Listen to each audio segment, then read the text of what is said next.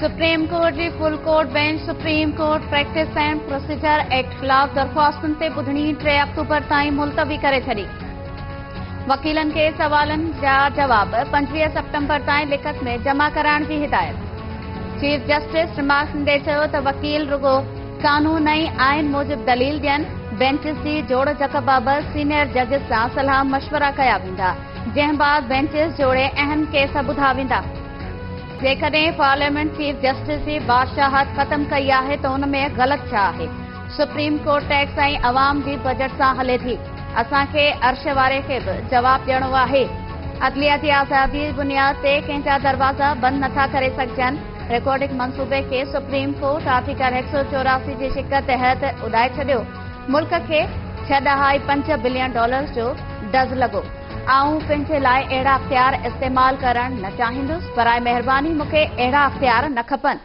Chief justice काज़ी फाइज़ ईसा जा supreme court practice and procedure act खिलाफ दरख्वास्तुन ते ॿुधणी दौरान फुल कोर्ट बेंच में रिमार्क्स। चीफ जस्टिस पंहिंजे रिमार्क्स में चयो त ज़ुल्फ़िकार अली भुट्टो केस हुजे या रिकॉर्डिंग केस, असांखां ग़लतियूं थियूं, मार्शल लॉ जी तौसीक़ बि कई। असांखे अना परस्ती छॾे पंहिंजूं ग़लतियूं मञणु घुरिजनि। मुल्की तारीख़ में नओं बाब रक़म। सुप्रीम कोर्ट में पहिरियों भेरो केस जी सिधी रेत ॿुधणी टीवी चैनल से हलाई वई। अदालत supreme court practice and procedure act खिलाफ दरख़्वास्त ॿुधण जो करार ॾींदे ॿुधणी कई। फुल कोर्ट जा पार्लियामेंट में मंजूर कयल कानून बाबति वकील ख्वाजा तारिक रहीम का सख्त सवाल। जस्टिस मंसूर अली शाह रिमार्क्स में चयो त 17 जज वेही कानून ठाहिनि त सही, पार्लियामेंट ठाहे त ग़लत।